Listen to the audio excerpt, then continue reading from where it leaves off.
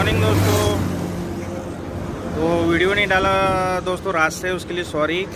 क्योंकि आपने देखे ही होंगे हम संकल वगैरह दिन में बांधे तो बहुत गंदे हो गए थे हम लोग। तो गंदे हो गए थे तो मैं धूप में नहाने चले गया था, तो लू लग गई थी, इसलिए मैं बहुत परेशान था। अभी थोड़ा ठीक हूँ, कोई दिक्कत नहीं है। अभी हम लोग रायपुर के पास पहुँच चुके हैं, मंदिर असौद में है।